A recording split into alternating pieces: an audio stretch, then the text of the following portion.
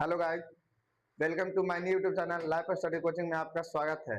आज हम क्लास 8 जो कि एनसीईआरटी सब्जेक्ट यानी विषय विज्ञान चैप्टर नंबर 3 जो कि कोयला और पेट्रोलियम दिया गया है। आज हम उस चैप्टर को इस वीडियो में पढ़ाने वाले हैं। अगर वीडियो से कुछ सीखने को मिलेगा तो चैनल को सब्सक्राइब करिएगा और दोस्तों के पास शेयर करिएगा। चलिए हम आज इस वीडियो में कोयला एवं पेट्रोलियम के बारे में जानते हैं कि कोयला और पेट्रोलियम के बारे क्या होता है। सबसे पहला तो यही है, कोयला भी एक प्रकार के क्या है, संसाधन है। पेट्रोलियम भी एक प्रकार के क्या है, संसाधन है। तो संसाधन किससे कहते हैं? देखिए मेरे दोस्त, यही किताब है, इसी बुक से पढ़ा रहे हैं। सरकारी किताब है जो कि क्लास 8 के है। सबसे पहला तो दिया गया है कि कोयला और पेट्रोलियम, कोयला एवं पेट्रोलियम के बारे में। तो सबसे पहले तो ये जानेंगे कि कोयला एक प्रकार के संसाधन है, पेट्रोलियम भी एक प्रकार के संसाधन है। तो इसमें पहला पॉइंट यही लिखा गया है कि हम अपनी मूलभूत आवश्यकताओं के लिए विभिन्न पदार्थों का उपयोग में लाते हैं। इन्हें कुछ प्राकृतिक में पाए जाते हैं तो कुछ निर्माण का मानवीय प्रयासों से किया जाता है। वो दिया गया है, लाइन लिखा गया है, कुछ ऐसा मूलभूत आवश्यकताओं के लिए विभिन्न पदार्थों का उपयोग करते हैं जो कुछ प्राकृतिक द्वारा दिया जाता है और कुछ मानव द्वारा दिया जाता है। उसी को हम क्या कहते हैं, संसाधन कहते हैं। तो संसाधन संसाधन क्या है? तो हर वह वस्तु जिसका इस्तेमाल मानव अपनी आवश्यकताओं को पूर्ति हेतु करता है उसे संसाधन कहते हैं। लिखा गया है पहला पॉइंट कि संसाधन वे वस्तु जो मानव अपने आवश्यकताओं के लिए पूर्ति करता है उसे संसाधन कहा जाता है। जैसे में मान लीजिए कि कोई भी चीज हो अपनी आवश्यकताओं के लिए पूर्ति करता है उसी को संसाधन कहते हैं। जैसे में टेबल, कुर्सी टेबल, जैसे हम अपने स्टडी के लिए, पढ़ने के लिए टेबल पर बैठ जाते हैं, कुर्सी पर बैठ जाते हैं और टेबल पर लिखते हैं, पढ़ते हैं।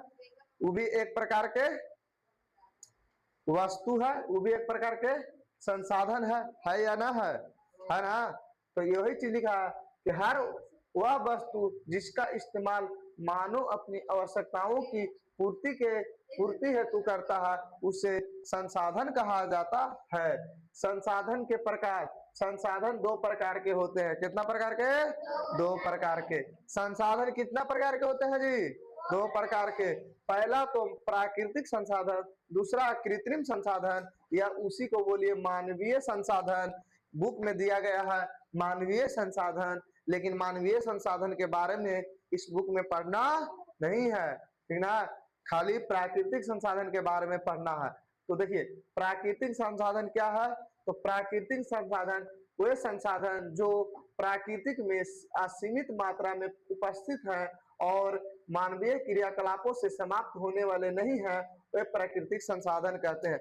वो दिया गया लाइन यही लिखा गया है कि वे संसाधन जो प्राकृतिक में असीमित, असीमित का मतलब उसका कोई सीमित भंडार नहीं है, वो कभी भी समाप्त हो सकता है, यानी कि वह कभी भी खत्म हो सकता है। तो वह असीमित मात्रा में है, उपस्थित है और मानवीय क्रियाकलापों से समाप्त होने वाले नहीं है।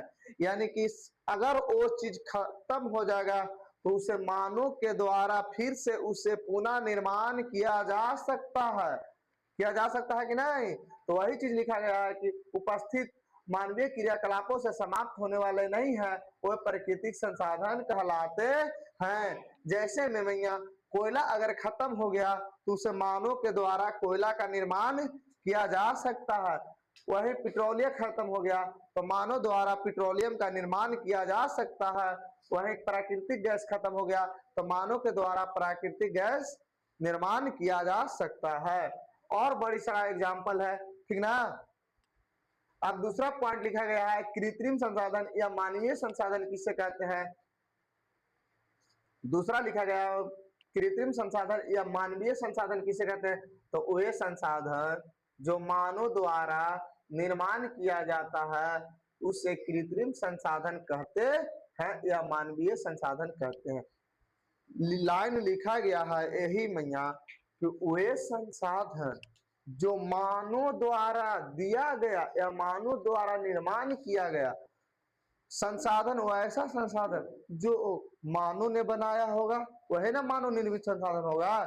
तो वही लाइन लिखा गया, वे संसाधन जो मानव के द्वारा निर्माण किया जाता है उससे हम कृत्रिम संसाधन या मानवीय संसाधन कहते हैं। जैसे में पेन, पंखा, टेबल, कुर्सी इत्यादि, और बहुत सा एग्जाम्पल होगा। अब है जीवाश्म ईंधन। जीवाश्म किसे कहते हैं।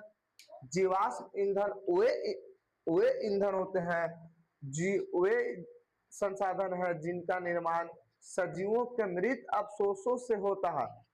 लाइन लिखा गया है कि जीवाश्म वे संसाधन जिनका निर्माण सजीवों के मृत के मतलब जो सजीव प्राणी मर जाते हैं उसी को अवशोषण से होता है, अवशोषों से होता है, जीवाश्म ईंधन कहलाते हैं। अवशोष यानी कि जो जीवाश्म मर गया तो उसको हम लोग उसे बीग देते हैं, तो बीगने के जगह अपना उसके स्टोर करके रखेंगे। जो मृत शरीर मर गया तो उसको जो भी शरीर मरने के बाद जो सड़ेगा गलेगा उसी से हम क्या करेंगे, एक जीवाश्म निकालेंगे, उसी को हम जीवाश्म ईंधन कहते हैं।